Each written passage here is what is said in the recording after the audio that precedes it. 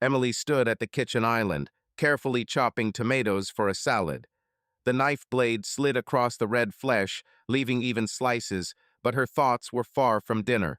Outside the window, in a suburban area with identical white houses and trimmed lawns, dusk was gathering. The clock on the wall ticked, counting down the minutes to 8, the time when David, her husband, promised to be home. He promised. This word has sounded like a joke lately. She was 32, and still looked as if she had just graduated from university. A slender figure, dark hair pulled back into a messy bun, and eyes that were now increasingly flickering with anxiety. Their home, modern, with panoramic windows and designer furniture, seemed like a perfect picture from a magazine. But inside, in the silence of the spacious rooms, something was subtly breaking. Emily glanced at the phone lying next to the cutting board. The screen was blank. Not a single message from David. She wiped her hands on her apron and opened their correspondence. The last message she sent at lunchtime read, "What time will you be there today? I'm cooking dinner." It was marked as read 2 hours ago. There was no answer. "Of course," she muttered, returning to the tomatoes. The knife in her hand moved faster, almost with irritation. She tried not to think about it. David was always busy. The head of the marketing department in a large company, he always disappeared at meetings, presentations, and negotiations. "This is for the sake of our future," he said when they first got married. Then Emily believed his every word, enchanted by his confidence, his smile that could convince anyone of anything. But now, 2 years later, these words sounded like an excuse. Emily put the knife down and looked at the table she had set for dinner. White tablecloth, candles, a bottle of their favorite Pinot Noir. She even pulled out the porcelain plates they bought on their honeymoon in Italy, all in order to return at least a little of that intimacy that seemed to be slipping from their lives like sand through their fingers. The sound of the door opening made her flinch. She quickly took off her apron, straightened her hair, and went out into the hallway. "David," she called, trying to make her voice sound warm. "Yeah, it's me," he responded, and there was not a drop of enthusiasm in his tone. David appeared in the doorway, loosening his tie. He was 35, but looked younger with his trim figure and fashionable haircut. His dark blue eyes, which once made Emily's heart beat faster, now seemed tired or indifferent. "You're late," she said, trying to smile. "I already thought you were staying too long with your colleagues again." He threw his briefcase on the sofa and shrugged. "I was late at the meeting. The client was capricious, so I had to redo everything." "You could have warned me," her voice wavered, but she quickly added, I was just worried."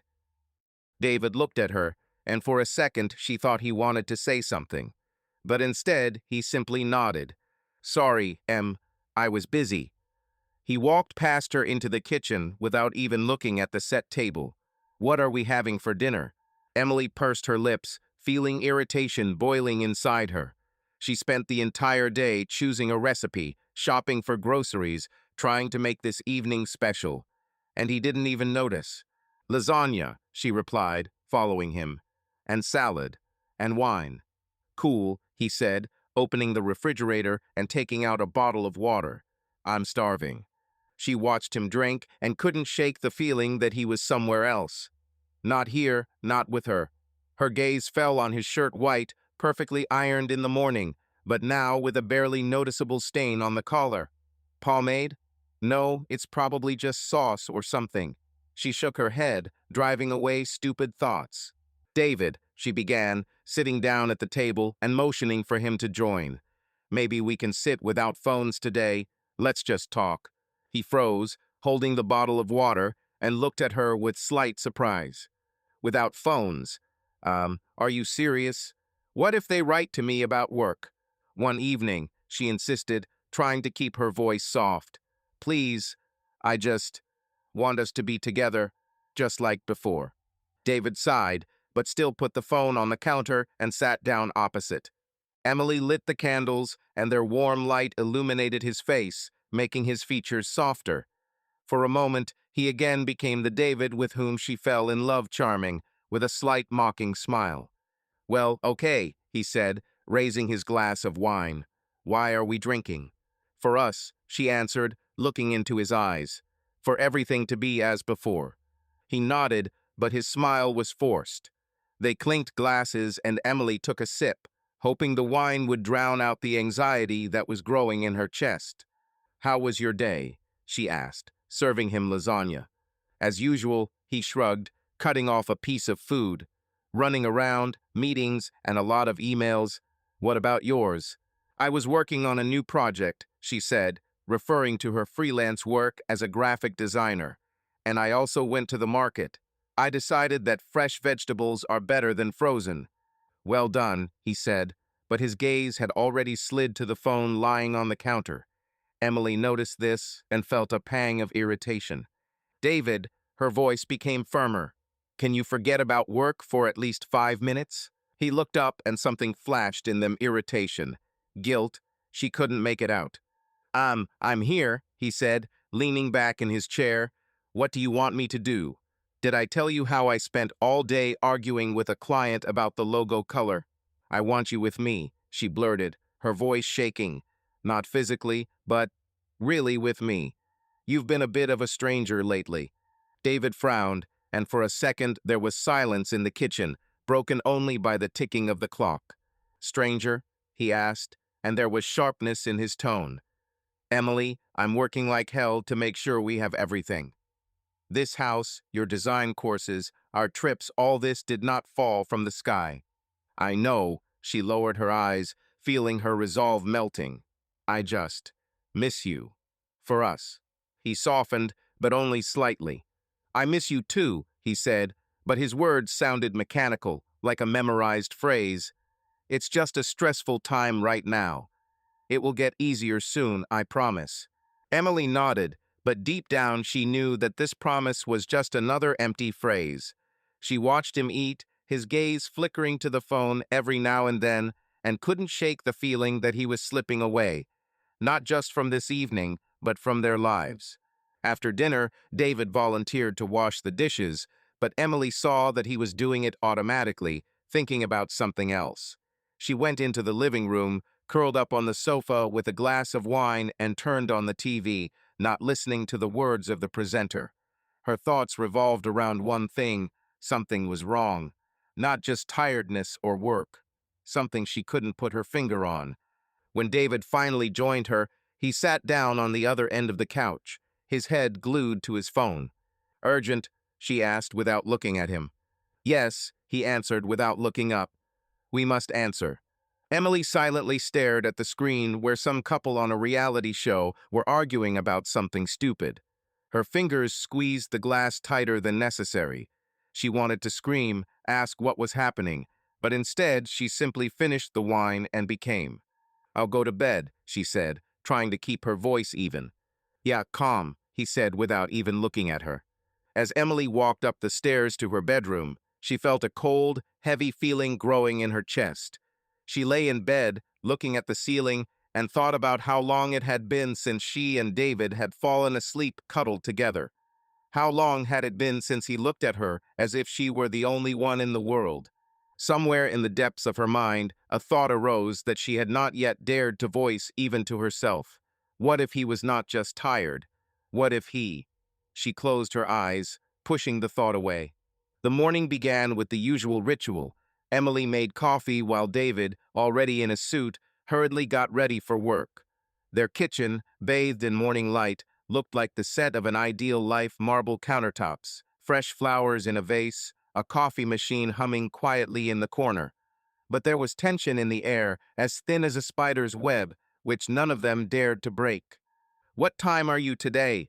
Emily asked, pouring coffee into cups. Her voice was calm, but she carefully watched his reaction.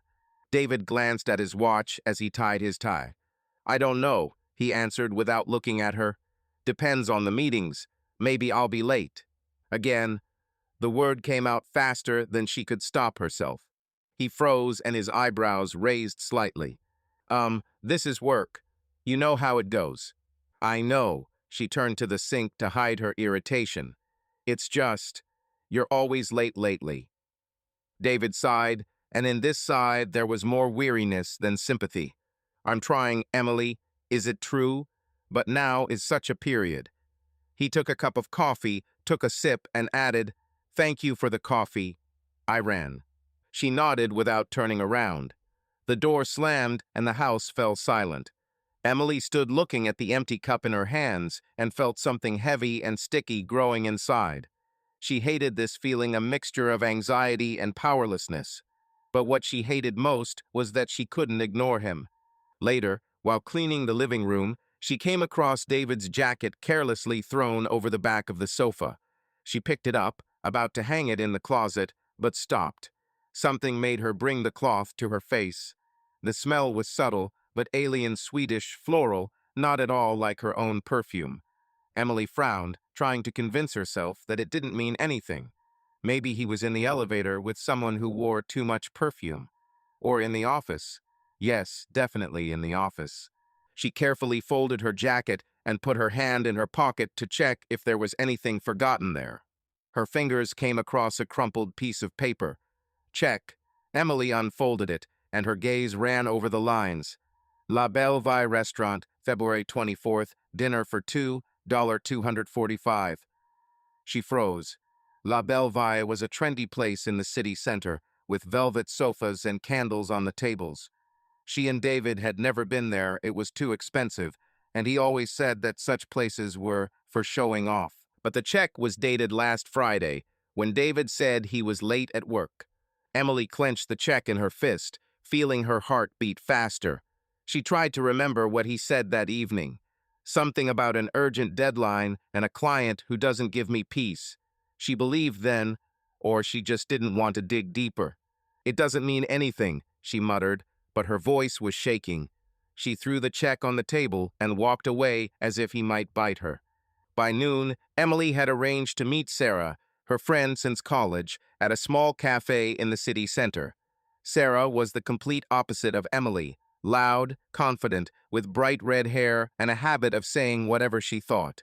Emily appreciated her for this, although sometimes Sarah could be too straightforward. The cafe was cozy, with wooden tables and the smell of freshly brewed coffee. Emily was sitting by the window, absent-mindedly stirring her latte, when Sarah burst in like a whirlwind with a bag full of shopping. "Sorry, I'm late," Sarah exclaimed, plopping down on a chair.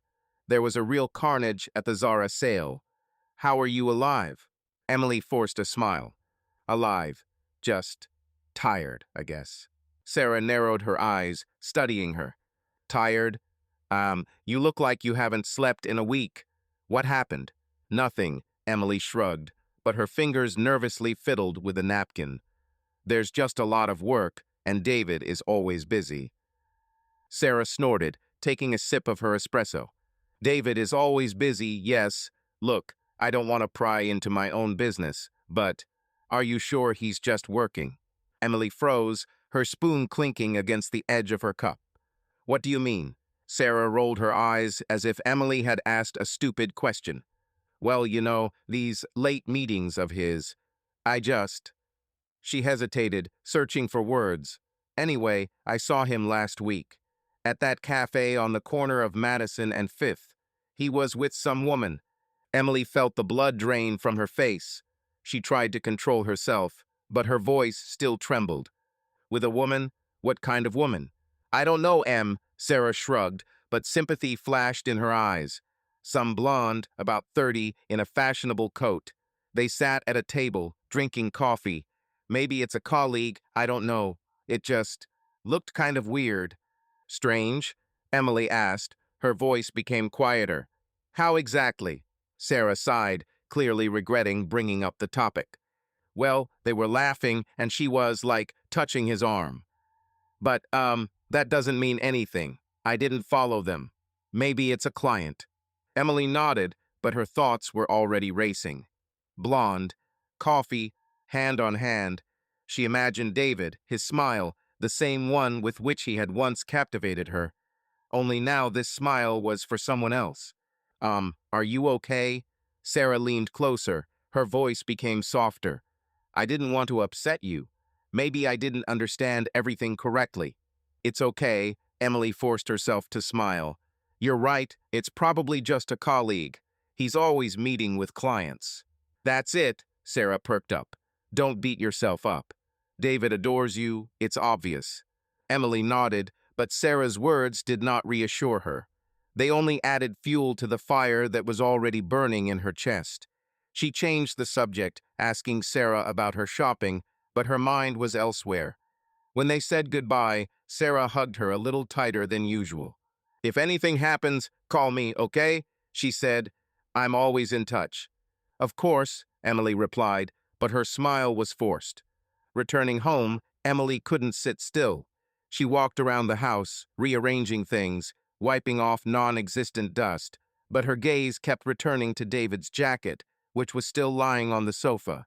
The scent of perfume, check from La Belle Vie, blonde in a cafe.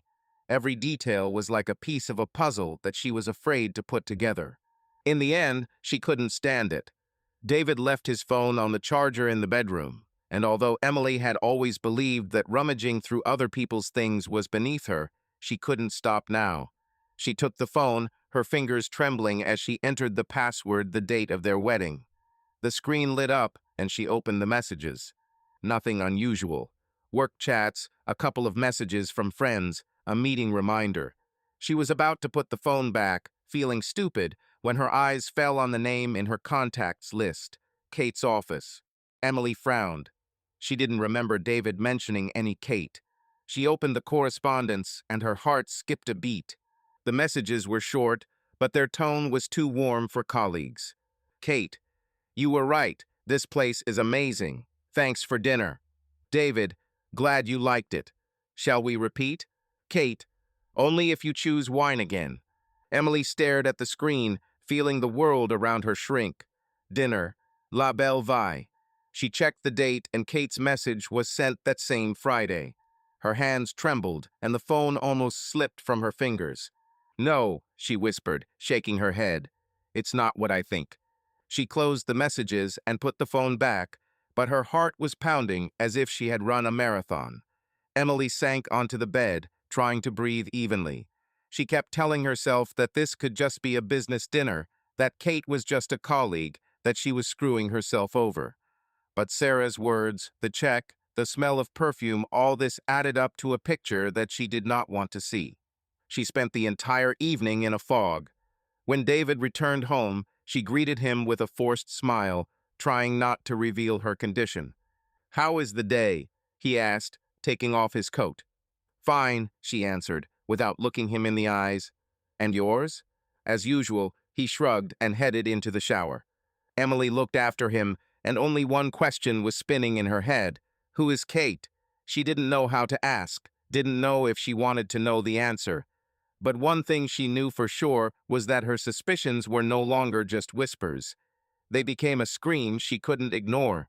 5 years ago, in another life, Emily woke up to the smell of freshly brewed coffee and the sound of soft music coming from the kitchen. She stretched, feeling the warmth of the sun's rays breaking through the curtains of their small but cozy apartment. This was her first home with Liam, not as luxurious as her current one with David, but full of warmth and little things that made it their own. Books scattered on the shelves, photographs from travel, a couple of cacti that Liam stubbornly watered despite their obvious vitality. Emily, then 27 years old, walked down into the kitchen, her bare feet touching the cool wooden floor. Liam stood at the stove, humming to himself while he fried pancakes. His blonde hair was slightly disheveled, and there was a stain of flour on his t-shirt. Seeing her, he turned around, and his face lit up with a smile, so sincere that Emily involuntarily smiled back. "Good morning, sleepyhead," he said with a wink. "I thought you'd sleep through the whole surprise."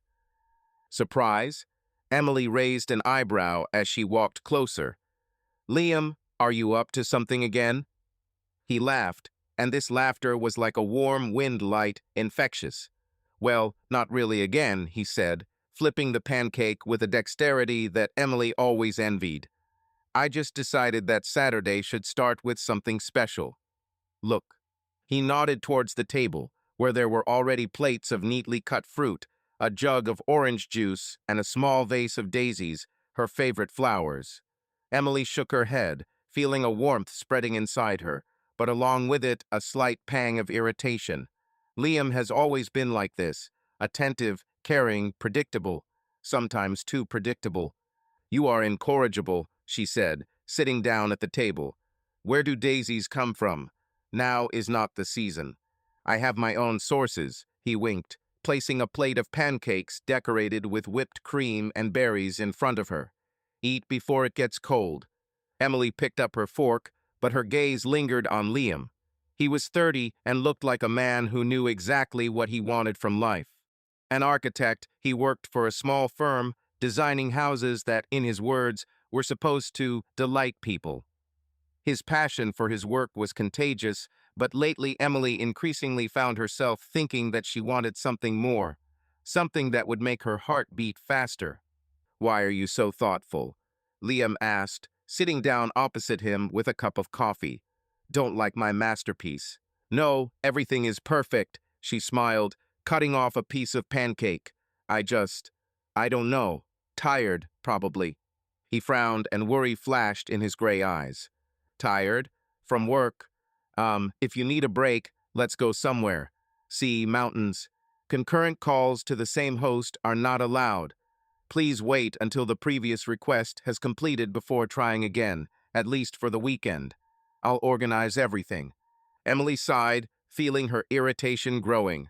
Liam was always ready to solve any of her problems, but sometimes she wished that he wasn't so perfect. She wanted controversy, passion, something that would tear her out of this cozy but suffocating routine. "Liam, I'm not talking about a vacation," she said, trying to keep her voice soft. "It's just, I don't know. Sometimes it seems to me that everything is too calm." He looked at her, and his smile faded slightly. Calmly, he asked again, "Is this bad?" "No, it's not bad." She quickly shook her head, feeling guilty. "It's just, I don't know how to explain." "Forget." Liam nodded, but Emily could see that her words hurt him. He was always sensitive, too sensitive, and it both delighted and irritated her. She changed the subject, asking about his new project, a country house for some wealthy family, and Liam perked up, going on about the details with such enthusiasm that she couldn't help but smile. But deep down, her thoughts were somewhere else. After breakfast, Liam suggested a walk in the park, and Emily agreed, although her thoughts were still swirling around things she couldn't express. They walked along an alley strewn with fallen leaves, and Liam held her hand, telling her about his plans. "I was thinking," he began, stopping by a pond where a couple of ducks were lazily swimming in the water. "We could start planning something big. Well, you know, a house, maybe even a family." Emily froze, her fingers tightening in his hand. "Family?" she asked, and her voice sounded harsher than she intended. "Well, yes," Liam smiled, but uncertainty flashed in his eyes. "We've been married for 2 years, Em. I just thought, maybe it's time." She looked away, looking at the water where the clouds were reflected. Family. House. It made sense. It was what Liam wanted: stability, a future built on love. But for Emily, these words sounded like a sentence. She suddenly felt tight, as if someone was squeezing her chest. "Liam, She hesitated, searching for words. "I'm not sure I'm ready. Not now." He nodded, but his smile became forced. "Of course," he said, squeezing her hand. "I'm not in a hurry. I just dream about it. With you." Emily forced herself to smile, but there was a feeling growing inside her that she couldn't ignore. She was ashamed of her thoughts, but she couldn't shake the feeling that Liam, with all his love, with all his surprises, was too ordinary. She wanted fire. She wanted to feel alive, and not just loved. That evening, when they got home, Liam put on an old movie they both loved, and they settled down on the couch, wrapped in a blanket. Emily pressed herself against him, feeling the warmth of his body, but her thoughts were far away. She looked at the screen, but saw not a film, but herself another, one who is not afraid to take risks, who lives to the fullest. Are you sure you're okay?" Liam asked when the movie ended. He turned to her, and his gaze was so serious that she felt uneasy. "Yes," she lied, putting on a smile. "I was just thinking." "About what?" He leaned closer, and his hand gently touched her cheek. Macroeconomics, a textbook for universities. He smiled, but his smile was strained. "Tell me," he said, his voice soft but insistent. Emily sighed, feeling her irritation growing. "It's okay, Liam. I don't know. Sometimes I feel like everything is too the same." "Is it the same?" He frowned, and a note of resentment appeared in his voice. "What do you mean?" She regretted starting this conversation. Liam was so good, so right, and she knew her words hurt him. But the truth she tried to suppress came out. Sometimes I get bored," she said, her voice shaking. "You're wonderful, Liam, you really are. But I don't know, I feel like I want something more." Liam looked at her, and there was so much pain in his eyes that Emily wanted to take back her words. But she couldn't. It was the truth, and it hung between them like a cloud. "What more?" he asked quietly. "What are you missing?" Emily didn't know how to answer. She didn't know what she wanted, but she knew it wasn't here, not with him. She looked away, feeling tears sting her eyes. "I don't know, Ayu," she whispered. "Sorry." Liam was silent, and the silence was unbearable. He finally stood up, his movements slow, as if he was afraid of breaking something fragile. "I'll go for a walk," he said, without looking at her. Emily sat on the couch, clutching a glass of wine that she didn't even drink. The TV light flickered, casting shadows on the walls, but she couldn't hear what the talk show hosts were saying. Her gaze was drawn to David's phone, lying on the coffee table. He left it there as he went to shower, and it was the first time in a week that she had seen him without his phone in his hands. Her fingers trembled with the desire to grab it, to check it, to find something, or, conversely, to make sure that she was mistaken. But she didn't move. Bye. The bathroom door opened, and David appeared in the living room, drying his hair with a towel. He was only wearing sweatpants, and on another day Emily might have smiled to see how he still looked as attractive as the day they met. But now her gaze was cold, and her heart was beating too fast. "Why are you so gloomy?" he asked, throwing the towel on the back of the chair. "Are you watching some depressing series again?" Emily didn't answer. She placed the glass on the table. Her movements were slow, almost mechanical. "David," she began, her voice quieter than she expected. "We need to talk." He froze, and something flashed in his eyes: irritation. Wary, he sat down on the other end of the sofa, crossing his arms over his chest. "Well, speak up," he said, and his tone was harsher than necessary. "What's happened?" Emily looked at him, trying to find in his face the man she married. But all she saw was an evasive look, tense shoulders, and this only added fuel to the fire that burned in her chest. "Who is Kate?" she blurted out, and her voice trembled. David frowned, but his reaction was too fast, too rehearsed. "Kate?" he asked again, as if he had heard this name for the first time. "From the office, probably." "And what?" "From the office," Emily repeated, bitterness creeping into her voice. "And that's why you took her to La Belle Vie. Dinner for $250, David. Is this how people now have dinners with colleagues?" His face changed. Surprise gave way to something else, a mixture of irritation and guilt. He leaned back on the sofa, rubbing his temples. "Are you serious?" he said, and his voice became louder. "Have you been going through my things? Found a receipt, and now you're making a scene." "Don't change the subject." Emily stood up, her hands clenched into fists. "I didn't dig. It was in your jacket. And I saw your messages with this Kate." "Shall we repeat it?" she quoted, her voice trembling with rage. "Repeat what, David? Dinner? Or something else?" He jumped up, his eyes flashing. "Oh my God, Emily, you're paranoid," he shouted, waving his arms. "Kate is a colleague. We are working on a project. Yes, there was a dinner because the client wanted to meet at this damn restaurant.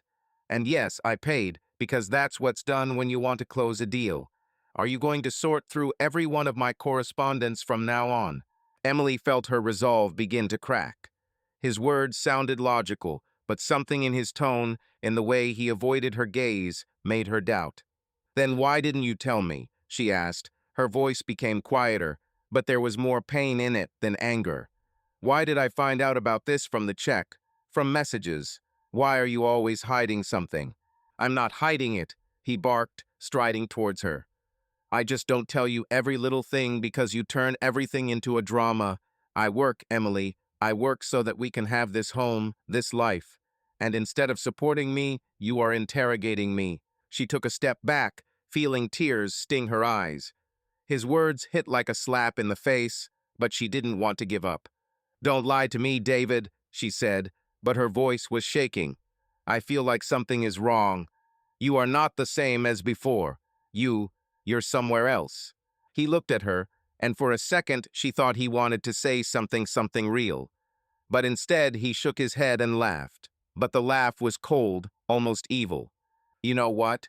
If you don't believe me, that's your problem, he said, grabbing his phone from the table. I'm not going to make excuses for something I didn't do. He turned and headed for the stairs, but Emily couldn't stop. If you're not guilty of anything, why don't you ever look me in the eye? She shouted after him. Why are you always with this phone as if your real life is there?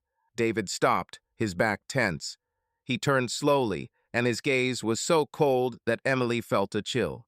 Maybe because I'm tired of your suspicions, he said quietly, but every word was like a blow. I am going to sleep. We'll talk when you calm down.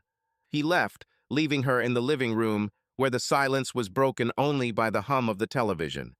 Emily sank onto the sofa, her hands shaking. She wanted to believe him, wanted to cling to his words, but every glance, every evasive answer only drove the knife of her doubts deeper. She sat looking at the empty glass and felt her world begin to crumble. The next day, Emily woke up with a heavy head and feeling as if she had not slept at all. David had already left for work, leaving a note on the kitchen table. Left early, meetings all day. See you in the evening. No apologies, no hint of yesterday's quarrel. She crumpled the note and threw it into the trash, her fingers trembling with anger.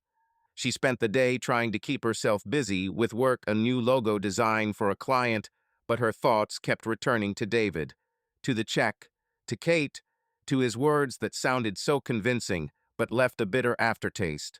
By lunchtime, she couldn't stand it anymore and started keeping an eye on him, not physically, but through little things that she hadn't noticed before. She noticed that he began to go out onto the balcony more often to answer calls, closing the glass door behind him. She heard snippets of his conversations, laughter, a soft tone that he had not used with her for a long time. One day, when he left the laptop open, she caught a glimpse of a tab with a flower shop website, but no flowers appeared in their house. Each such moment was like an injection, but she could not stop. By the evening, when David returned, the atmosphere in the house was unbearable. They barely spoke, exchanging only short phrases about everyday trifles. Emily was preparing dinner, but her movements were mechanical and her thoughts were chaotic. She noticed him checking his phone, his fingers running quickly across the screen when he thought she wasn't looking. You're late again today, she said, putting the plates on the table. Her voice was even, but inside she was seething. Yes, the client got lost, he answered without looking up from the phone. New project, a lot of edits. Which client? She asked, and her voice became sharper. David looked at her, and irritation flashed in his gaze. Seriously? He said, putting the phone aside. Are you starting again? I just asked. She pursed her lips, trying not to lose her temper. You said to yourself that you want me to support you. He sighed, rubbing his face with his hands. It's just a client, Emily. Ordinary. There is no need to look for a catch where there is none. She nodded, but her gaze fell on his phone, which he immediately grabbed, as if he was afraid that she would take it. Dinner passed in silence, and every sound, the clink of a fork on a plate, the creaking of a chair, seemed louder than usual. Emily felt the walls of their house closing in around her and knew this was just the beginning. When they went to bed, she turned her back to him, feeling cold even under the warm blanket. David was silent and his breathing was even, but she knew he was awake.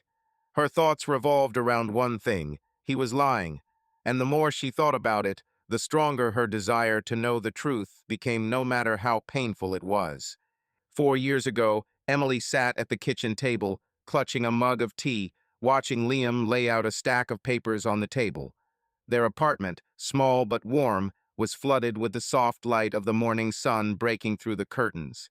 There were violets blooming on the windowsill, which Liam watered with almost religious zeal, and on the refrigerator there were magnets from their trips Paris, Barcelona, a tiny town in Italy, where they ate the best ice cream in the world.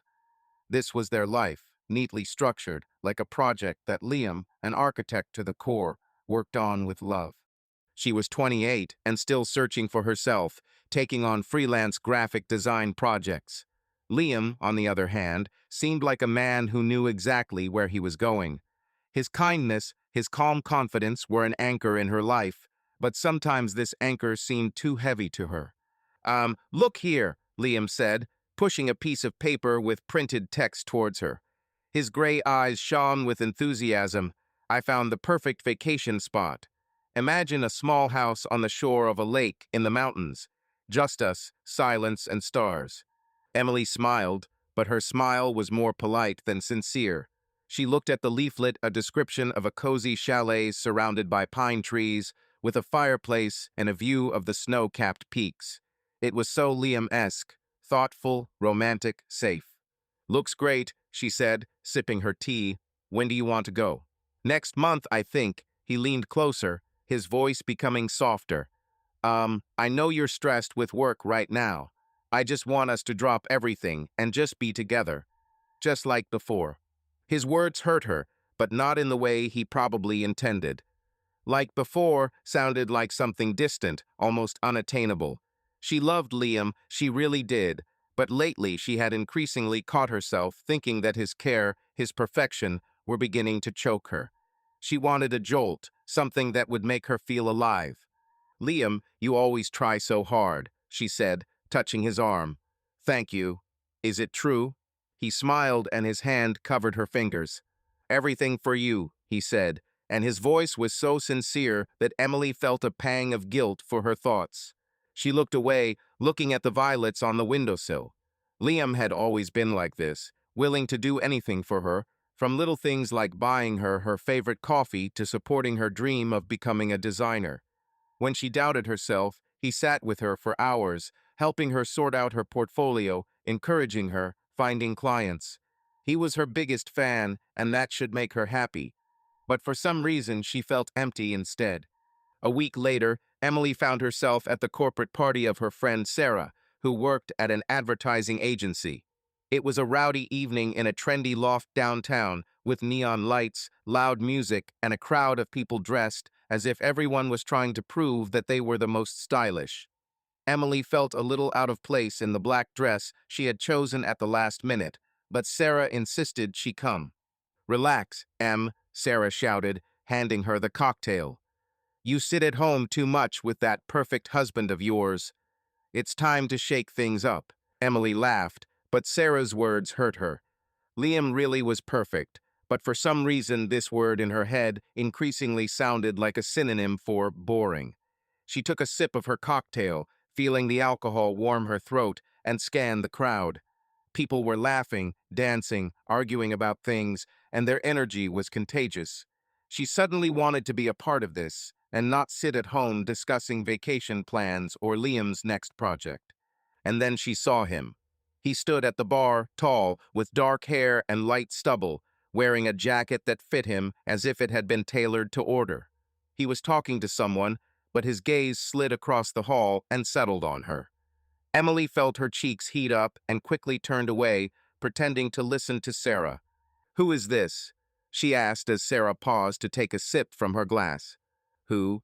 Sarah followed her gaze and grinned. "Oh, this is David. Works in marketing, the star of our agency. Charismatic, but they say he's still a player. Why are you asking?" Just like that, Emily shrugged, but her heart was beating faster. She looked at him again, and their eyes met. He smiled boldly, confidently, not at all like Liam, whose smile was always warm and soft. That smile promised adventure, and Emily suddenly realized that she wanted to find out what kind. Half an hour later, he approached her, holding 2 glasses of wine. "You seem to be the only person here who looks like he's not trying to sell himself," he said, handing her a glass. His voice was low, slightly mocking, and Emily felt her skin crawl. "And you seem to be a sales expert," she replied, accepting the glass. Her voice was calmer than she expected, and it gave her confidence. He laughed, and his laughter was like a spark that ignited something inside her. "Guilty," he said, narrowing his eyes. "David, by the way. And you?" "Emily," she answered, and their conversation flowed as easily as if they had known each other for years. He was witty, impudent, easily jumping from jokes to stories about his work, about travel, about how he once almost flew away on a paraglider in a thunderstorm. Emily listened, laughed, and with every word he said, she felt how her world, so familiar and safe, began to burst at the seams. "And you?" he asked, leaning closer so he could be heard over the music. "What do you do besides make corporate events look better?" She smiled, feeling his gaze skim over her face. "I'm a designer," she said. "Well, I'm trying to become one. More freelancing than anything serious for now." She hesitated, and David raised an eyebrow. "Are you trying?" he asked again. "With a face like that, you should already be a star." Emily rolled her eyes, but couldn't help but smile. "Are you always like this?" she asked. "Only when I see someone who clearly deserves more than trying," he replied, his gaze becoming more serious. "Look, Emily, I'm not one to waste time. If you ever want to drink coffee or, I don't know, feel alive, let me know." He took a business card out of his pocket and handed it to her. Emily looked at her David Clark, director of marketing, and felt her heart skip a beat. She knew that she shouldn't take it. She knew that it was dangerous, but her hand automatically reached for the business card. "Maybe," she said, and her voice was quieter than she intended. He smiled, and in that smile there was a promise of something that she could not explain, but that she suddenly desperately wanted. When Emily returned home, Liam was already asleep. She quietly undressed and lay down next to him, trying not to wake him. But sleep did not come. She lay looking at the ceiling and thought about David, about his smile, about his words, about the way he looked at her. And then her thoughts went back to Liam, to his vacation plans, to his kindness, to his love that was so reliable, so boring. She closed her eyes, but the image of David did not go away, and somewhere in the depths of her consciousness arose a feeling that frightened and attracted her at the same time. Emily sat in the kitchen, absent-mindedly scrolling through her phone. Morning light flooded the room, but her thoughts were far from the bright photos on social networks. In recent days, she lived on pins and needles, balancing between the desire to believe David and the growing feeling that he was lying. The check from La Belle Vie, messages from Kate, his evasive answers, all this formed a mosaic that she was afraid to examine in its entirety. She tried to convince herself that she was exaggerating, that her suspicions were simply a product of fatigue and stress. But the truth, like a shadow, followed on her heels. Her phone vibrated, and a notification from an unknown number appeared on the screen. Emily frowned. She rarely received messages from strangers. Opening the chat, she froze. It was a photograph.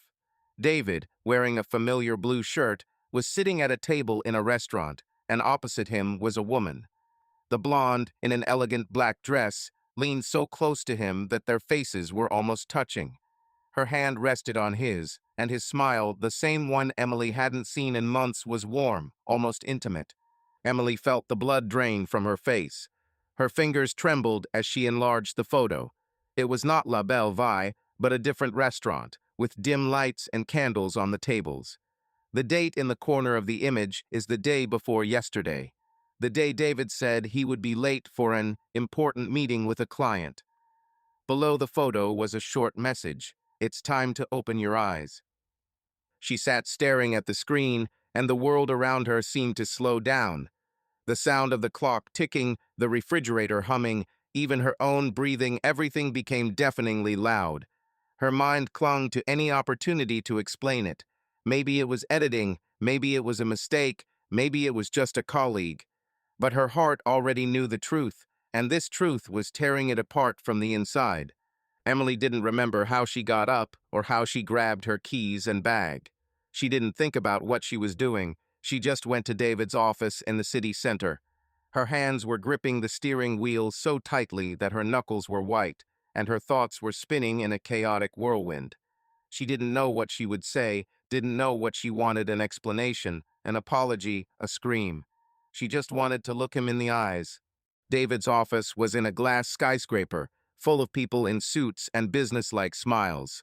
Emily burst into the hall, ignoring the secretary's surprised look, and took the elevator to his floor. Her heart was pounding as she walked into the open space where employees were tapping away at keyboards and chatting around the coffee machine. David was in his office, behind a glass wall, and when he saw her, he froze, holding the phone to his ear. "Emily," he said, putting the phone down as she entered without knocking. His voice was a mixture of surprise and irritation. "What are you doing here?" She didn't answer. Her hand shook as she took out her phone and threw it on the table, revealing a photo. The image of David and the blonde filled the screen, and his face paled. "What is this?" she asked, and her voice was so cold that she did not recognize herself. "Explain to me, David, right now." He opened his mouth, but didn't make a sound.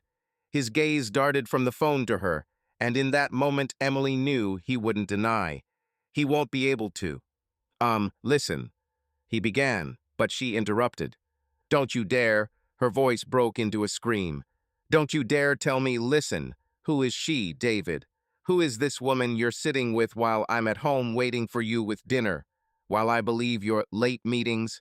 He stood up, walking around the table, and raised his hands as if trying to calm her down. "It's not what you think," he said, but his voice was shaking. It's just a colleague. We discussed the project." "Colleague?" Emily laughed, but the laughter was bitter, almost hysterical. "Is that how you look at your colleagues? Is that how you hold their hands? You're lying to my face, David." Her voice echoed through the office, and she noticed how several employees behind the glass wall turned their heads. She didn't care. Let them watch. Let them know. David clenched his jaw, his eyes flashing. "Stop making a scene," he hissed, lowering his voice. "You don't understand what you're talking about." "Then explain," she shouted, stepping towards him. "Explain why you are with her, why you lie, why you can't look me in the eyes." He was silent, and this silence was worse than any words. Emily felt tears sting her eyes, but she didn't want to cry. Not now, not in front of him. "You sleep with her, right?"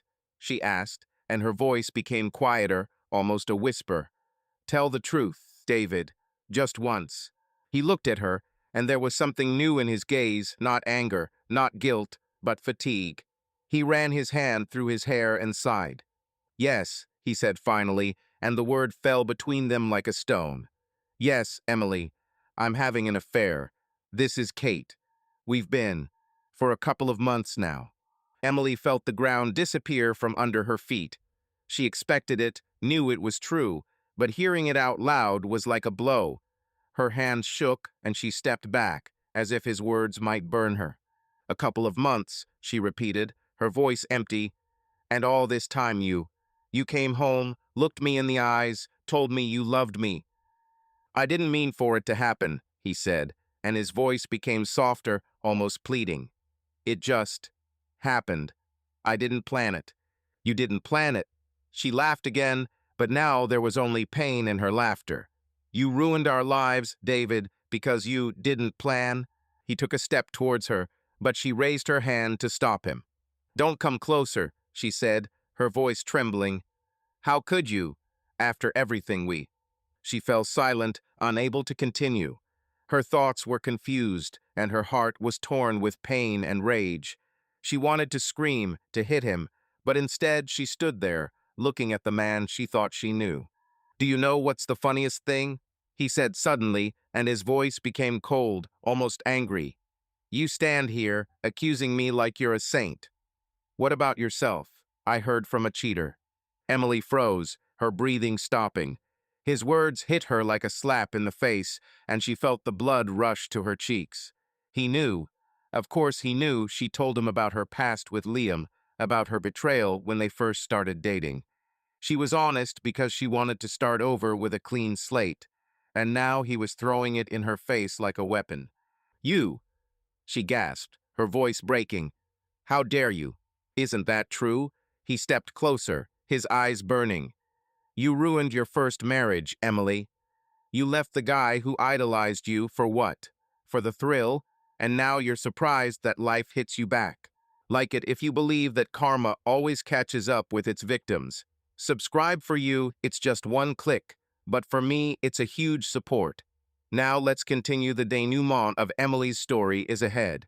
Her tears finally broke through, hot and uncontrollable. She wanted to answer, wanted to shout that he had no right to compare, that her mistake did not justify his betrayal, but the words got stuck in her throat. She turned and ran out of the office, ignoring the looks of her colleagues, ignoring his voice calling her name. Emily didn't remember how she got home. She sat on the living room floor, hugging her knees and staring into space. Her phone lay nearby, still open in that photo. Her world, so fragile, which she tried so hard to preserve, collapsed in an instant. David's words, "I hear from a cheater," echoed in her head, and every time they cut her like a knife. She knew he was right, and that truth was the worst of all.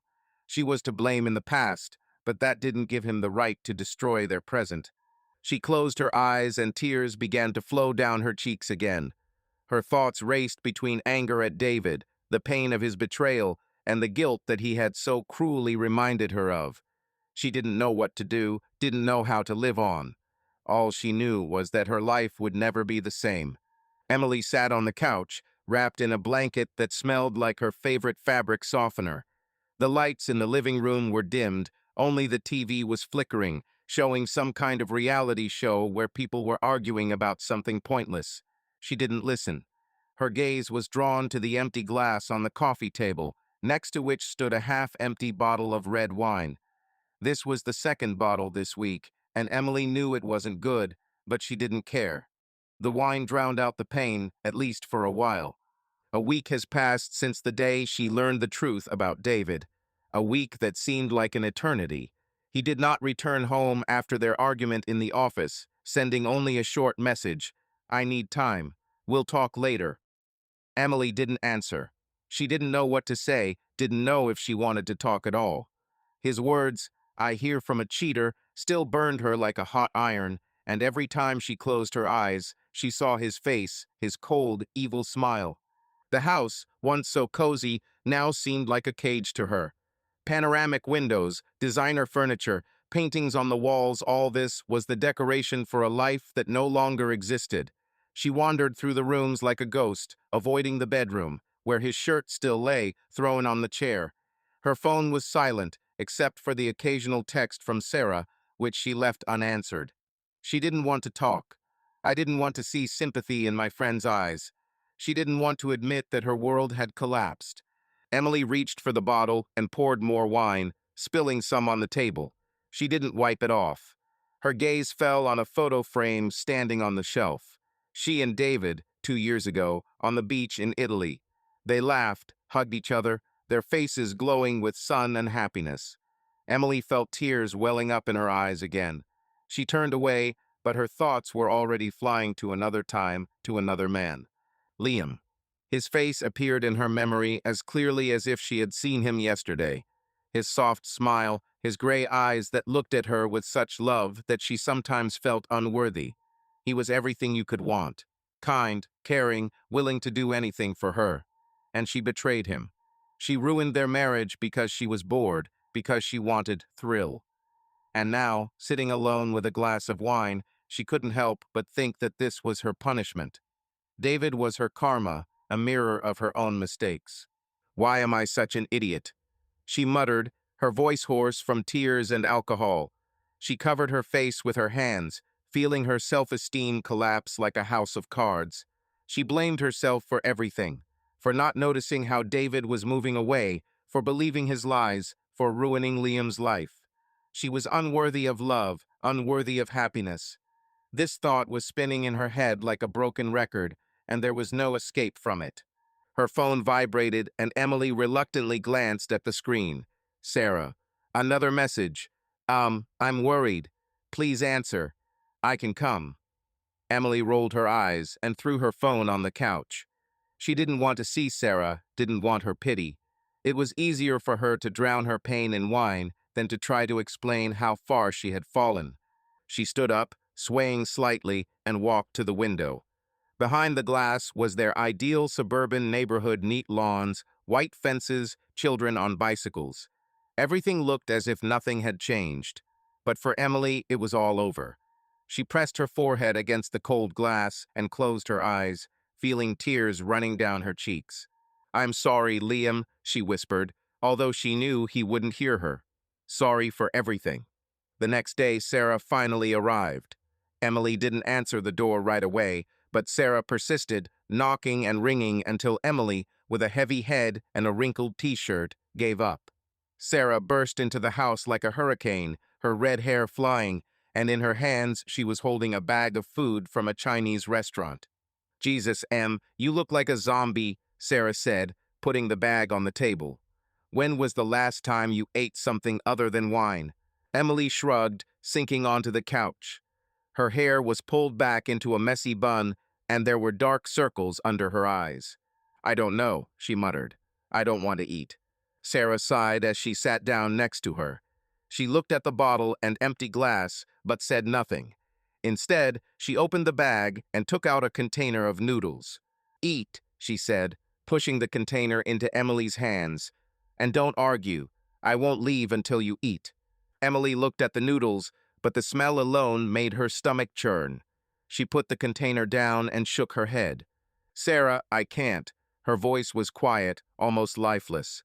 I just don't want anything."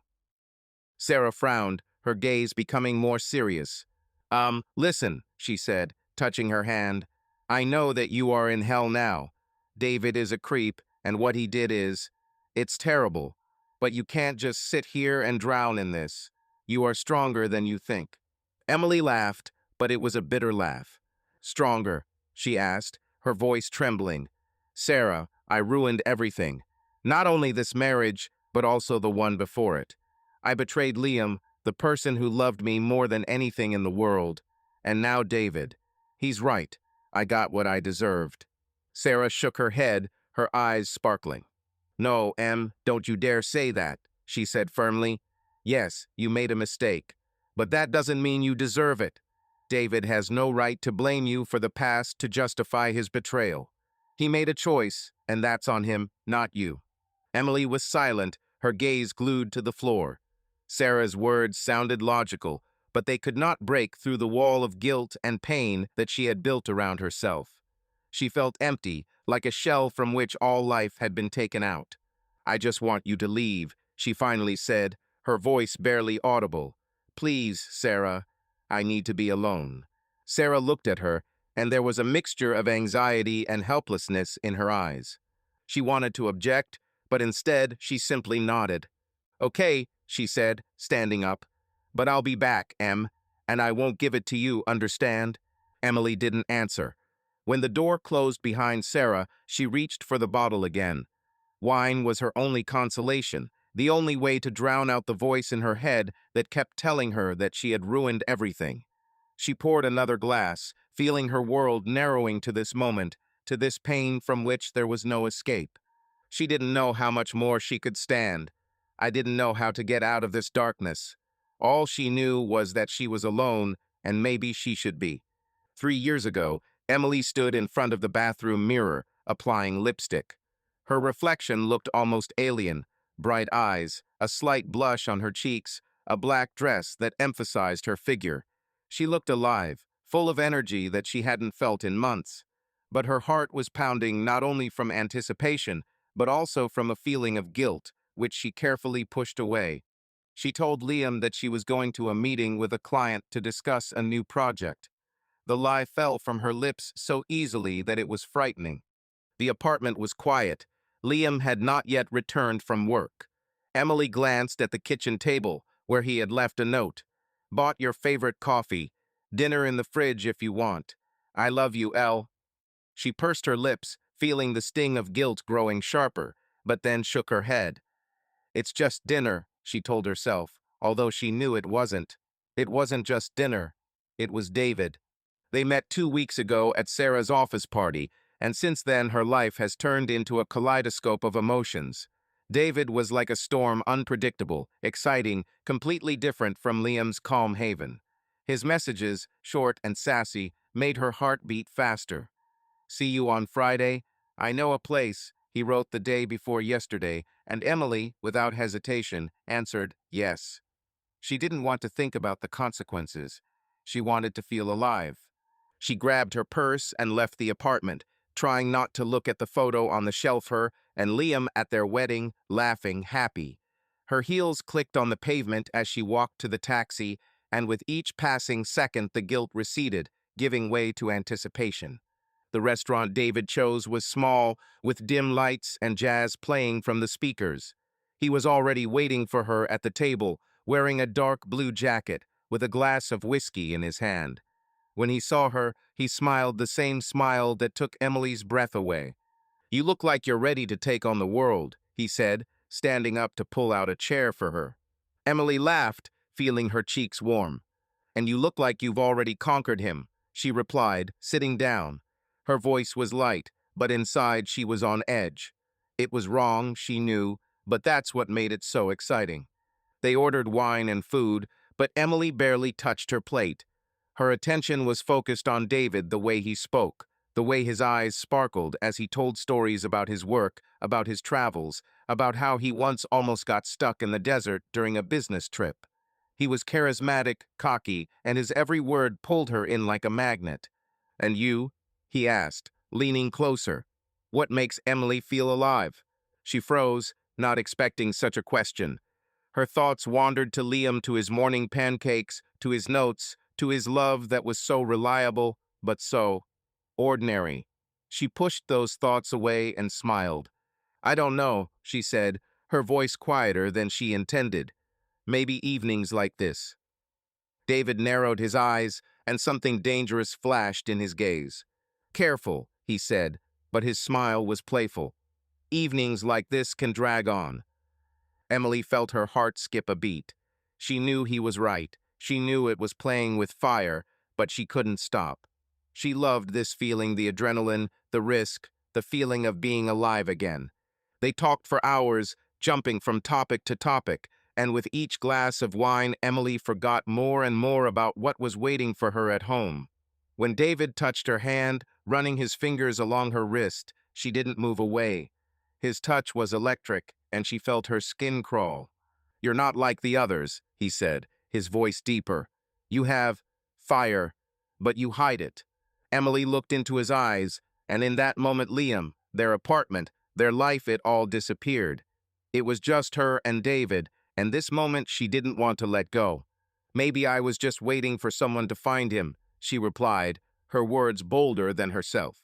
He smiled, and in that smile there was a promise that frightened and attracted her. When they left the restaurant, the night was warm, and David suggested they go for a walk. They walked along the embankment, and when he put his arm around her waist, Emily did not resist. She knew it was wrong. She knew it was treason, but at that moment she didn't care. She wanted him, this feeling, this life full of fire. Emily returned home late, trying to move quietly. Liam was asleep, his breathing even, and she felt a pang of guilt as she looked at him. He looked so vulnerable, so trusting. She quickly took a shower, washing off the smell of perfume and wine, and lay down next to him, trying not to wake him. But sleep did not come. Her thoughts were full of David, his words, his touch, his look. She felt alive, but this life was built on lies. The next morning, Liam was as usual, warm, caring, with a smile that should have made her happy. He made breakfast while talking about the new project, and Emily nodded, trying to look interested. But her thoughts were elsewhere. Are you okay?" he asked suddenly, placing a plate of omelet in front of her. His voice was soft, but there was a hint of worry in his eyes. "You're kind of distant." Emily forced herself to smile, but her heart sank. "It's okay," she lied, looking away. "I'm just tired. Yesterday the meeting was delayed." He nodded, but she saw that he didn't believe it. Liam could always sense her mood, which made her lies even harder. He touched her hand, His fingers were warm and said, "If something is wrong, you'll tell me, right? I'm always there." Emily felt tears sting her eyes, but she just nodded. "Of course," she whispered, and her voice trembled. Liam smiled, but his smile was forced. He blamed himself, she knew it. He thought he wasn't doing enough, that he couldn't make her happy, and it was killing her, but she couldn't stop. David was like a drug, and she could no longer refuse another dose. In the following weeks, their meetings with David became more frequent. She lied to Liam, coming up with ever more elaborate excuses: meetings with clients, bachelorette parties with Sarah, design courses. Liam believed or wanted to believe. He tried to be even better, arranged surprises, planned their trip to the mountains, but Emily was too absorbed in her secret to notice his pain. She saw how he became quieter, how his gaze became more anxious, but her passion for David blinded her. One evening, when she returned home later than usual, Liam was waiting for her in the living room. He was sitting on the sofa, holding a mug of tea, and his face was serious. We need to talk," he said, and his voice was so quiet that she felt a chill in her chest. "What's happened?" she asked, trying to keep her voice light, but her heart was pounding. He looked at her, and there was such pain in his eyes that Emily wanted to run away. "I don't know what's going on," he said, his voice shaking. "But you're not here, Em. You're somewhere else. If I'm doing something wrong, tell me. I want to fix everything." Emily felt her throat tighten. She wanted to tell the truth, wanted to free herself from this lie, but instead she shook her head. "You're not doing anything wrong," she lied, her voice barely audible. "I'm just busy. Sorry." Liam looked at her, and she knew he didn't believe it. But he nodded as if he was afraid of destroying what was left. "Poison Osho," he said, getting up. I love you, Em. You know." "I know," she whispered, her voice breaking. When he went into the bedroom, Emily remained in the living room, feeling her world crumble. She knew that she was hurting him. She knew that her affair with David was a betrayal. But she was too deep, too blinded by passion to stop. And in that moment, she hated herself almost as much as she loved the feeling David gave her.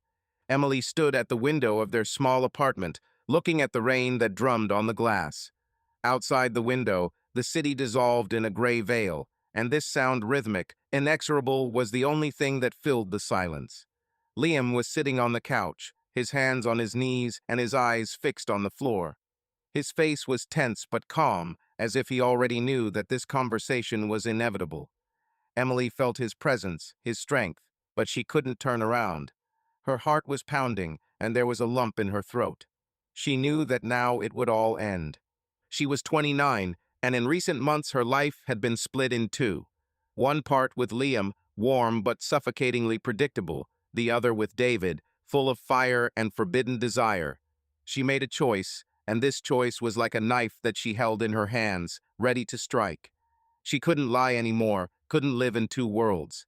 Today she decided to be honest for her sake, for Liam's sake, for the sake of what was left of them. "Liam," she began, her voice quiet but firm. She turned, meeting his gaze. His gray eyes, usually so warm, were now cold, wary. "We need to talk." He nodded, his jaw tense. "I know," he said, and his voice was level, but there was steel in it. "Speak." Emily swallowed, feeling her resolve waver under his gaze. She expected pain, despair, but Liam looked not like a man who was about to be crushed, but like someone who was ready to face the blow.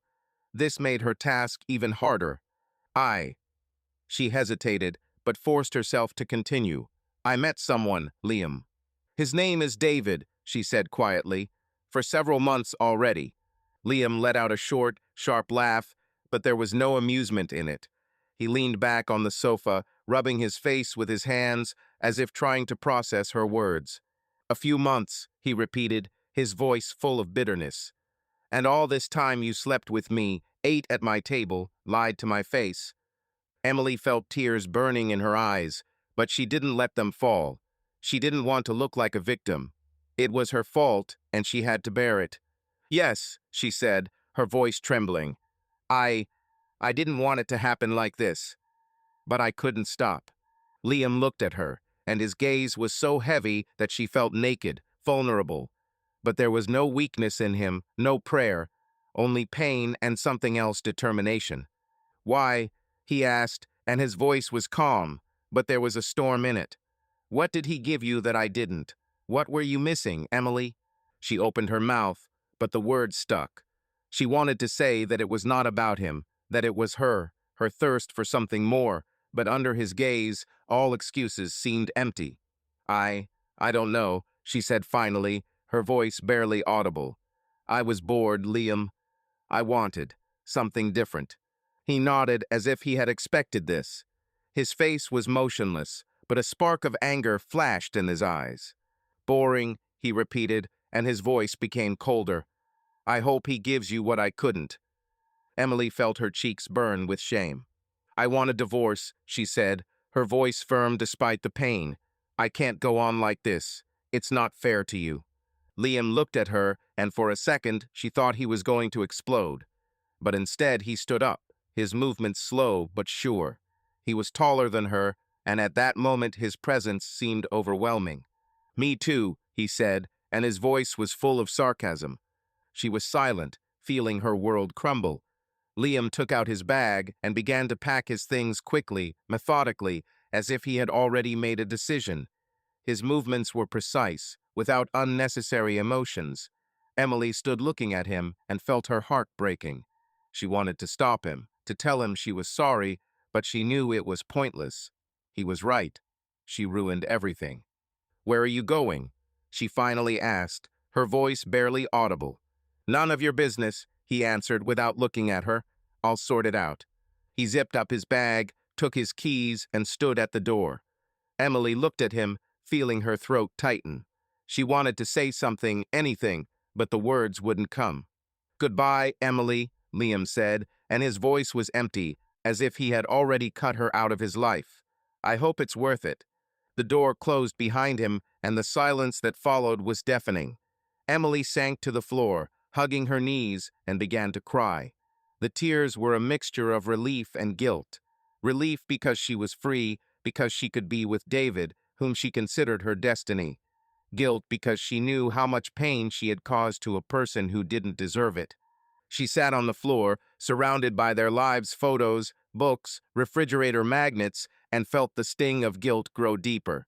But she pushed him away, as she had done for the past months. She told herself that she had made the right choice, that David was what she had always wanted. Emily stood in front of the mirror in a white dress that flowed over her figure like a cloud. Her dark hair was styled in soft curls, and in her hands she held a bouquet of peonies, their scent mingling with the smell of her perfume. She looked like a bride from a magazine, but her heart was pounding not only from excitement, but also from some inexplicable premonition. Today she was marrying David, the man she had left her old life for, her first husband, Liam. She had made a choice, and now that choice was leading her to a new beginning. The ceremony was small but stylish on an open terrace overlooking the ocean, to the sound of a violin and the laughter of friends. David stood at the altar in a dark blue suit with that same cheeky smile that once made her heart beat faster. When he took her hand and said the oath, his voice was firm, but something elusive flashed in his eyes as if he was playing a role that he knew by heart. "I promise there will never be a dull moment with you," he said, and the guests laughed, but Emily felt a slight pang. She wanted more than not boring. She wanted love, stability, and a future. But she pushed those thoughts away, drowning in his gaze, in his charisma, in the promise of a life full of adventure. After the wedding, their life began to spin like a whirlwind. They moved into a new house modern, with panoramic windows and designer furniture, which David chose, saying that it was their style.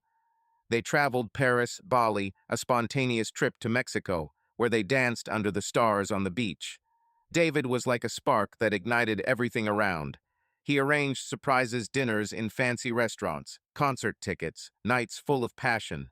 Emily felt alive, wanted, and every time she caught his eye, she told herself that she had made the right choice. "Are you happy?" he asked one day when they were lying in bed after another stormy night. His hand slid along her back, and there was a slight mockery in his voice, as if he already knew the answer. Yes, she answered, clinging to him. With you, I'm different. The best. He smiled, but his gaze slid somewhere to the side, and Emily felt a slight chill. She brushed off the feeling, attributing it to fatigue. David was her dream, her fire, and she didn't want to see anything that could ruin that. But a few months after their wedding, Emily began to notice cracks in their picture-perfect picture. David, who was once everywhere and always, began to slip away.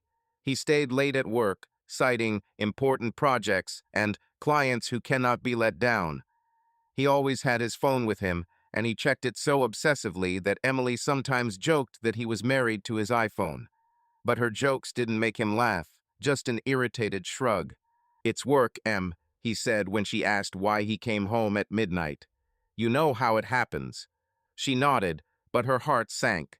She knew what work looked like. Liam was busy too, but he always found time to text, call, just be there. David seemed to be somewhere in another world, and this world was closed to her. One evening, while they were having dinner at home, a rare occasion, when David was not at a meeting, Emily tried to talk about the future. She sat at the table, fiddling with a napkin, and her voice was cautious. "David," she began, looking at him over her glass of wine. "Do you ever think about, what's going to happen next? About family, about children?" He froze, his fork stopping halfway to his mouth. His gaze became wary, like that of a man who had been driven into a corner. "Children?" he asked, and there was a mixture of surprise and irritation in his voice. We just got married. Why rush?" "I'm in no hurry," she said quickly, feeling her cheeks burn. "It's just, I thought we could talk about it." "Plan." He put down his fork and leaned back in his chair, his smile tight. "Plan?" he said, and there was a mockery in his tone. "Emily, I thought you liked spontaneity. Isn't that why you married me?" She opened her mouth to protest, but the words stuck. He was right, she fell in love with his energy, with his unpredictability. But now she wanted more, she wanted roots, not just wings. She forced herself to smile. "You're right," she said, looking away. "Just forget it." No, she couldn't forget. This conversation was the first signal that she ignored. Others followed. David avoided any talk about the future, making it a joke or changing the subject. He could disappear for the whole day without warning, and then return with flowers and a smile as if nothing had happened. Emily clung to these moments, to his laughter, to his touch, to the nights when he was only hers. She told herself that it was normal, that he was just like that their love was stronger than little things. Emily sat in a cozy office, upholstered in soft beige panels, and nervously fiddled with the hem of her sweater. Opposite her, in a high-backed chair, sat Dr. Linda Campbell, a therapist with kind eyes and a calm smile that seemed to ease any tension. There was a box of tissues on the table between them, and Emily already knew she would probably use it. The rain was pouring outside the window, and its monotonous pounding created a strange contrast with the chaos in her head. She was 32, and in recent weeks her life had been like a dark tunnel with no end. After the quarrel with David, after his confession of the affair, and that cruel phrase, "I hear from a cheater," she plunged into despair. She drank to numb the pain, avoided friends, locked herself in a house that now seemed alien to her. But yesterday, Sarah, unable to bear her silence, literally forced her to make an appointment with a therapist. "You can't go on like this, Em," she said, and Emily, too tired to argue, agreed. "So, Emily," Linda began, her voice soft but firm, "tell me what brought you here. What's happening?" Emily looked down at her hands, her fingers still fiddling with her sweater. She didn't know where to start. Her thoughts were like a ball of thread, and every attempt to untangle it only made it more confusing. I I don't know," she said finally, her voice hoarse. "My life, it just fell apart. My husband, he cheated on me, and I feel like it's my fault." Linda nodded, her gaze attentive but not judgmental. "Tell me about it," she said. "What makes you think it's your fault?" Emily swallowed, feeling her throat tighten. She didn't want to speak, didn't want to bring up the past, but the words began to come out on their own. David, my husband. He said that I have no right to judge him. Her voice trembled. Because I myself. I also cheated in my first marriage. With Liam. Linda leaned forward slightly, her eyes full of sympathy. This must be hard, she said. Do you want to talk about Liam? About what happened? Emily nodded, but her gaze fell to the floor. She hadn't talked about Liam for years, hadn't allowed herself to think about him, but now his image was as clear as if he was standing in front of her. His smile, his kindness, his pain when she admitted cheating. She took a deep breath and began. Liam he was perfect, she said, her voice quiet, almost reverent. He loved me, took care of me, did everything to make me happy. But I didn't appreciate it. It seemed to me that his love was a routine, that it was suffocating me. I wanted something more, something exciting. She fell silent, feeling tears welling up in her eyes. Linda was silent, giving her time. And then I met David, Emily continued, her voice becoming firmer. He was like a storm. Charismatic, daring, full of life. I fell in love. And I started an affair with him. I lied to Liam, made up excuses, and he believed me, or wanted to believe. And then I confessed, and I destroyed it. Her voice broke, and she covered her face with her hands. Tears flowed down her cheeks, and she didn't try to stop them. Linda held out a box of tissues, and Emily took one, clutching it in her fist. How did Liam react? Linda asked, her voice soft but insistent. Emily pursed her lips, remembering that evening. The rain outside the window, his cold gaze, his words full of pain and determination. He was crushed, she said, but he didn't beg me to stay.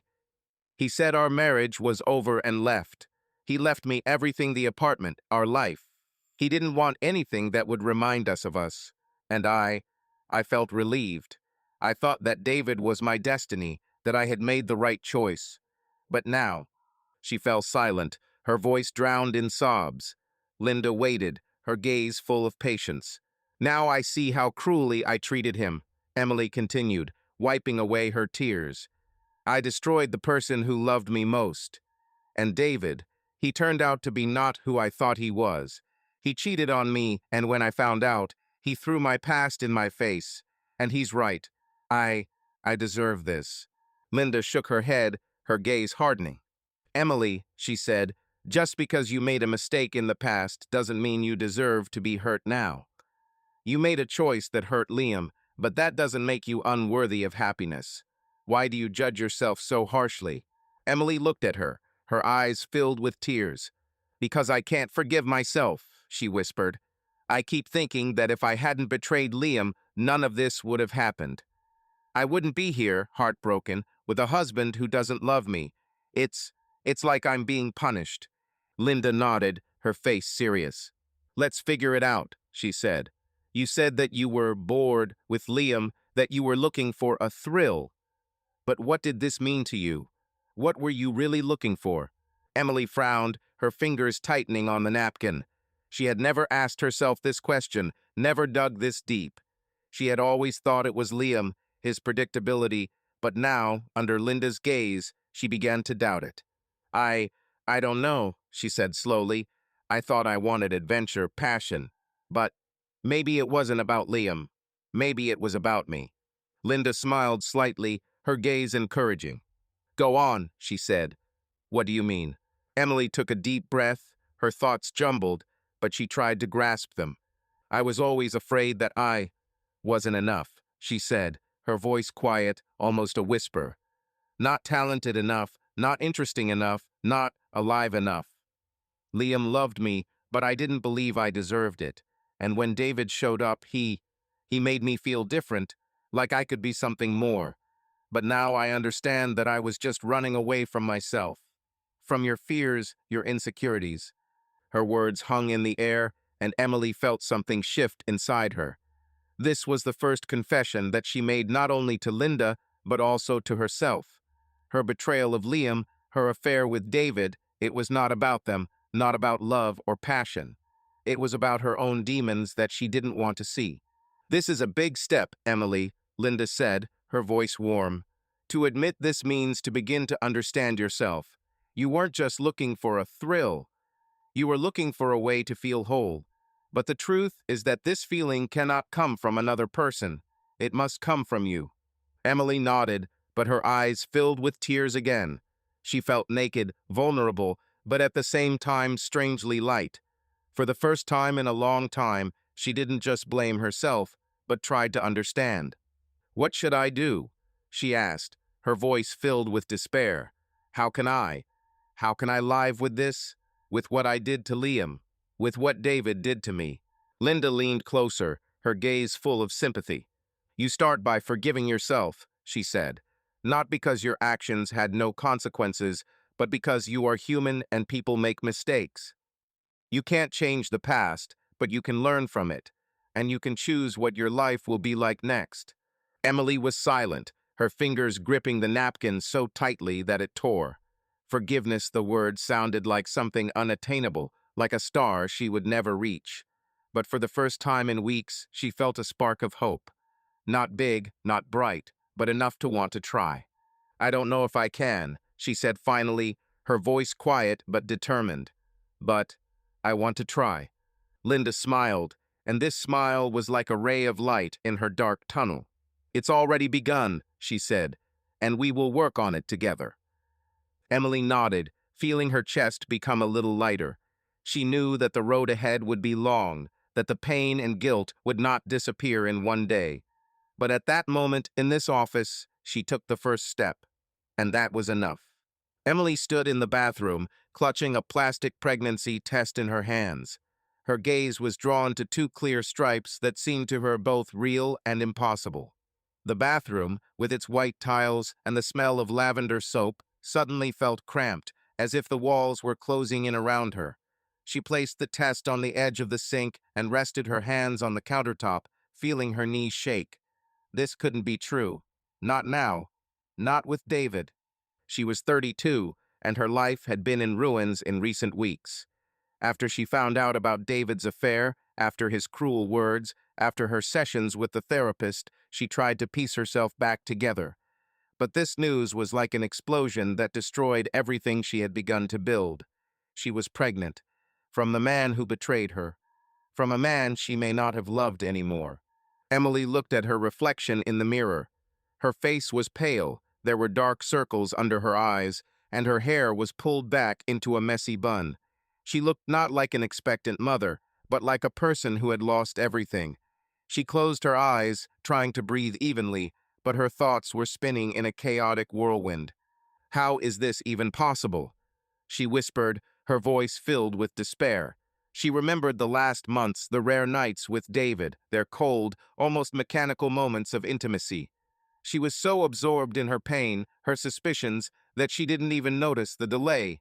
And now this test, this little piece of plastic, has turned her world upside down. She slowly sank to the floor, hugging her knees to her chest. Her mind raced between shock and fear. She didn't want a child. Not in this marriage, not with David, not in this life that was falling apart. But the thought of an abortion, of ending this life, frightened her even more. She had never thought about it before, but now, faced with reality, she felt her heart breaking. Emily covered her face with her hands, and her thoughts drifted to Liam. His face, his pain, his words when he left, surfaced in her memory as clearly as if it were yesterday. She had ruined his life, betrayed his love, and now, sitting on the cold bathroom floor, she couldn't help but see the irony in it. This was her punishment, not only David's betrayal, but also this child that would bind her to him forever. She felt tears burning her eyes, but did not let them fall. She was too stunned to cry. Her phone was on the floor nearby, and she thought about Sarah. She wanted to call her friend, tell her everything, hear her voice, and support her. But she couldn't. Not now. It was too personal, too raw. She was not ready to share this even with her closest friends. "I don't know what to do," she whispered, turning to the void. Her voice was barely audible, but in it there was a mixture of fear and determination. She knew she couldn't ignore it and couldn't pretend nothing had happened. But she also knew she wasn't ready to make a decision. Not today. Emily stood up, her movements slow, almost mechanical. She took the test and hid it in her makeup drawer, as if by putting it out of sight, she could delay reality. Liam sat in his therapist's office, looking at a bookcase filled with tomes on psychology and philosophy. The room was simple, with the soft light of a desk lamp and a comfortable chair that made him feel surprisingly comfortable. Dr. Martin, a man in his 50s with graying hair and calm eyes, sat opposite him, holding a notebook but rarely writing anything down. His questions were as precise as arrows, but Liam appreciated that. For the first time in a long time, he felt like he was being listened to, that his pain mattered. He was 35, and in recent years his life had been like a road through a desert, long, exhausting, with rare oases of hope. His divorce from Emily 3 years ago had left a hole in his heart that was healing slowly, too slowly. He was not weak, he left with dignity, without begging her to stay, but that did not mean that he did not suffer. Pain had been his constant companion, and only recently had he decided that he no longer wanted to bear it alone. So he ended up here, in this office, trying to figure himself out. Liam, Martin began, his voice smooth but warm. At the last session, you talked about feelings of anger. Anger at Emily, at myself. How do you feel about it now? Liam took a deep breath, his fingers gripping the arms of his chair. He hated talking about the past, but he knew it was necessary. Emily was his first love, his wife, the person for whom he would do anything, and she betrayed him by choosing someone else. This betrayal left a scar on him, which he hid under a mask of calm. I'm still angry, he said finally, his voice low but firm. Not like before, but it's still there. I'm angry at her for what she did, because she didn't even try to fight for us. But most of all, I'm angry with myself. For not seeing, for not being enough. I don't know enough of something. Martin nodded, his gaze attentive. Enough with what? He asked. What do you think you should have done to change everything? Liam frowned, his mind spinning. He asked himself this question 1,000 times, but the answer eluded him. I don't know, he said, rubbing his neck. Maybe it will be more interesting, less predictable. She said that she was bored, that she wanted something different. And I blamed myself for it. I thought that if I had been different, she would not have left. Martin leaned forward slightly, his eyes full of sympathy, but without pity. Liam, you can't be responsible for her choices, he said. Emily did what she did not because you weren't enough, but because she was looking for something within herself. Her cheating was about her, not about you. But you hold on to this guilt as if it were yours. Why? Liam looked at him, feeling his chest tighten. Martin's words were true, but they were hard to accept. He spent years going over every moment of their marriage in his head, looking for where he went wrong, what he could have done differently. But now, sitting here, he began to see that this fault was not his. I wanted everything to make sense, he said finally, his voice quieter. If I am guilty, then I can fix it. But if it's not about me, then I just have to accept that she didn't love me, and it hurts. Martin nodded, his face serious. Accepting this pain means starting to let go, he said. Not Emily, not the past, but the idea that you could change everything. You couldn't, but you can choose what to do about it now. Can you forgive her? Not for her, but for yourself. Liam fell silent, his gaze falling to his hands. Forgive Emily. It seemed impossible when her betrayal still burned through him like a hot iron. But he's tired. Tired of carrying this anger, this pain, this heaviness. He wanted to be free. I'm trying, he said finally, his voice full of determination. I don't want to hate her. I don't want it to define my life.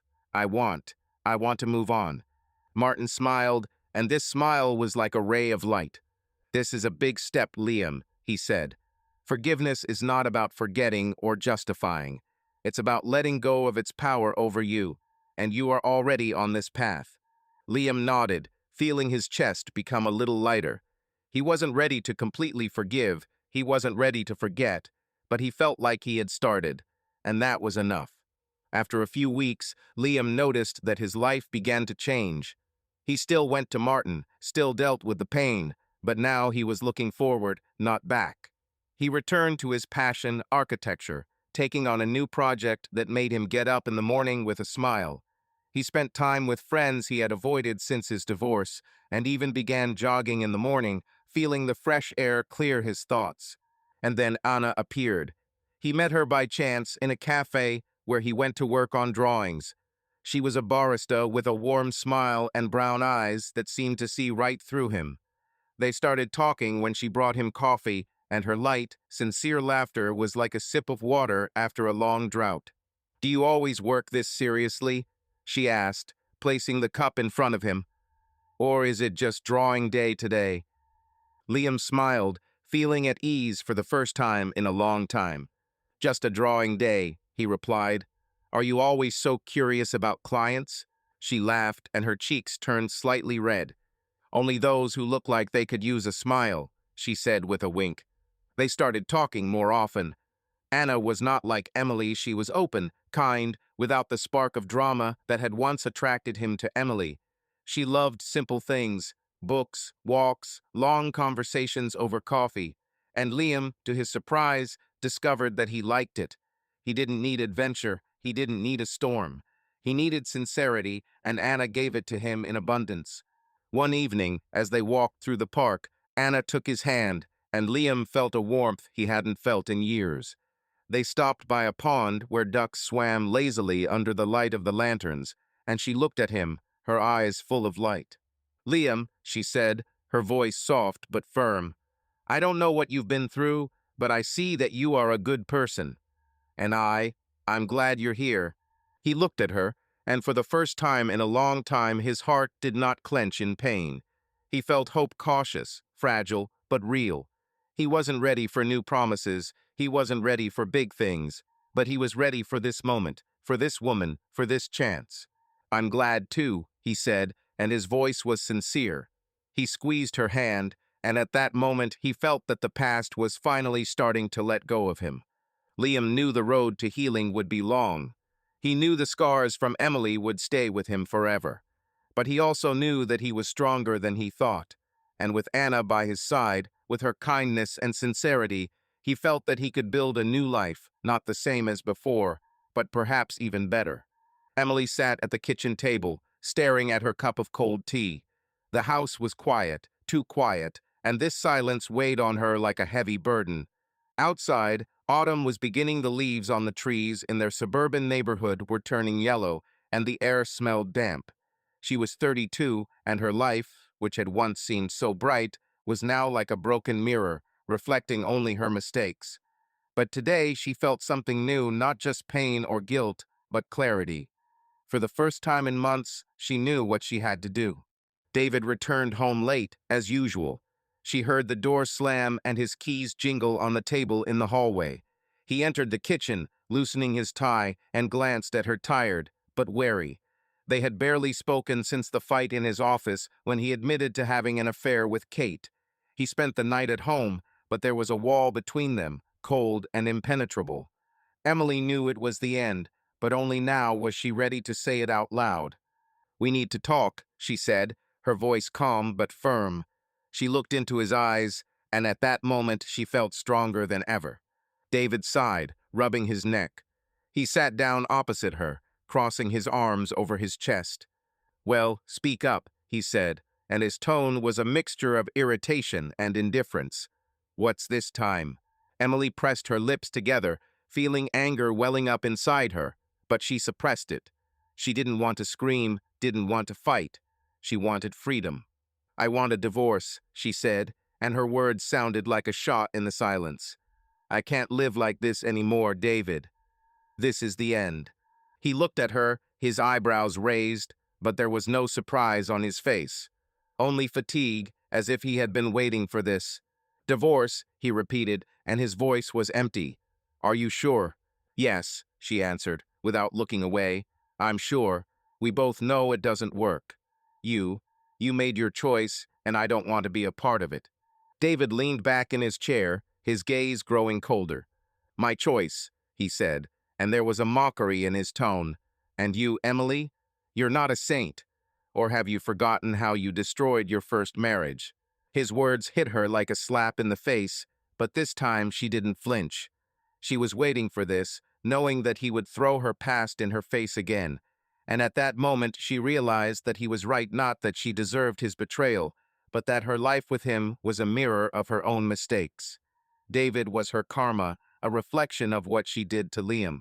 She betrayed the man who loved her for the sake of passion, for the sake of illusion, and now fate has returned this debt to her. "I haven't forgotten," she said, her voice quiet but full of determination. "I know what I did to Liam, and I live with this every day. But that doesn't excuse you, David. You chose to lie, you chose to cheat, you chose to destroy what we built, and I'm not going to blame myself for your mistakes anymore."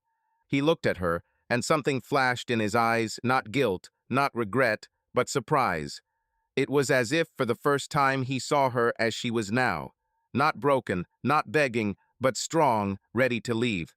"Okay," he said finally, shrugging. "If you want a divorce, I won't argue. This, this is probably for the best." Emily nodded, feeling her chest tighten.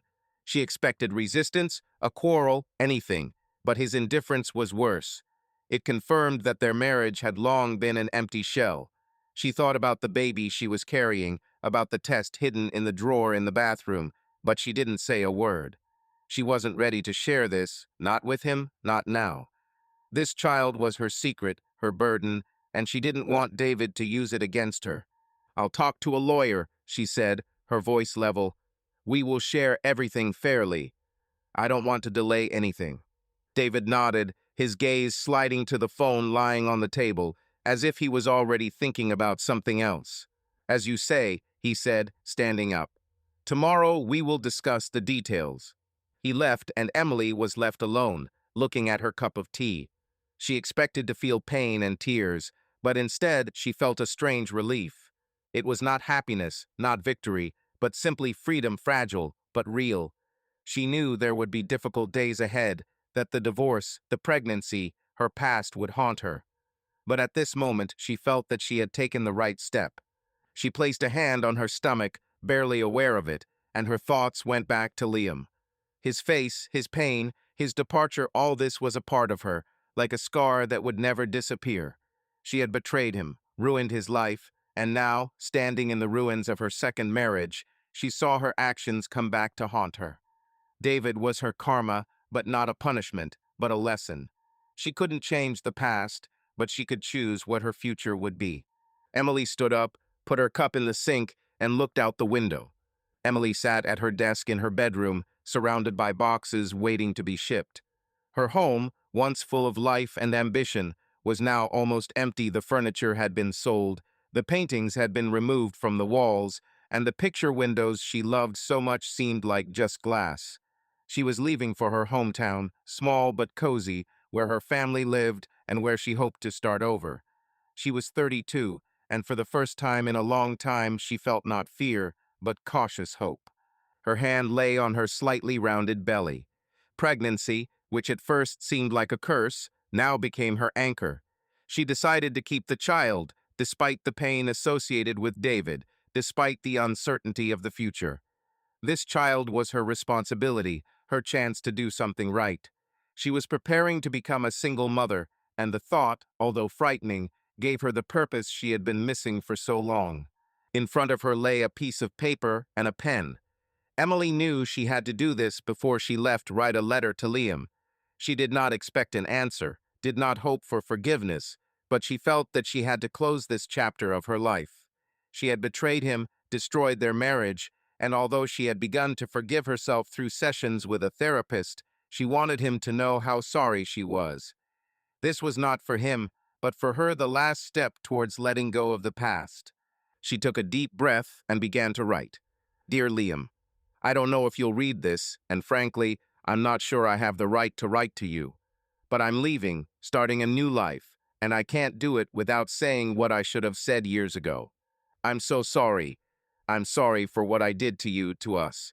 I betrayed your love, your trust, and there are no words that could fix this pain. I was selfish, blinded by my fears and desires, and I destroyed what was real. You were the best I deserved, and I will never forget your kindness, your strength, your love. I don't ask for forgiveness because I know I don't have the right to. I just want you to know that I see my mistakes, that I live with them every day. I am learning to be better, not for you, but for myself and for the child I will soon give birth to. I hope you find your happiness because you deserve it more than anyone. Thank you for everything you have given me, and I'm sorry for everything I took away. Emily. She reread the letter, her fingers trembling as she folded the paper and sealed it in an envelope. She found Liam's address through mutual friends, although she wasn't sure if he lived there. It didn't matter. She needed to send it away, to let it go, like a balloon she'd held for too long. She put the envelope in her bag to send it tomorrow and felt her chest become lighter. It was not the end of the pain, but the end of its power over her. At the same time, in another city, Liam sat in his new apartment, flooded with the light of the morning sun. His life has changed in recent months. He still saw a therapist, he still worked on himself, but now he felt a peace he hadn't known in years. Anna, the woman who had come into his life so unexpectedly, was sitting next to him on the sofa, leafing through a book. Her presence was like a warm light, soft but steady. They weren't in a hurry, they weren't making big plans, but Liam knew that with her he could be himself, not perfect, not broken, but just himself. The postman brought the letter, and Liam froze when he saw the handwriting on the envelope. He recognized him immediately, although 3 years had passed. Emily. His heart sank, not from pain, but from surprise. He didn't think about her as often as before, but her name still evoked echoes of the past. "Everything is fine?" Anna asked. Her voice was soft but attentive. Liam nodded, smiling. "Yes," he said, "just a letter from the past." She didn't ask questions, she just touched his hand, and that was enough. Liam opened the envelope and began to read. Every word Emily said was like a stone falling into water. It caused ripples, but not a storm. He felt her pain, her guilt, her sincerity, and it touched him, but did not hurt him. He was no longer the same man she left behind. He was stronger, freer, and her words, although important, could not bring him back. When he finished, he put the letter on the table and looked out the window. Anna took his hand, and he squeezed her fingers, feeling the warmth. "Are you okay?" she asked, her eyes full of concern. "Yes," he said, and his voice was sincere. I'm free." He smiled, and at that moment he felt that the past had finally let go of him. Emily was part of his history, but not his future. His future was here, with Anna, with the new life he was building with such care and hope. Emily stood on the porch of her house one last time, looking out onto the street where children played and a neighbor watered her flowers. She put her hand on her stomach, feeling a slight movement, and smiled for the first time in a long time. Her smile was real. Subscribe to our channel so that your love doesn't cheat on you, and go ahead and listen to the next story, because this story is nothing compared to the next one. If you're under 18, don't even think click to the next one.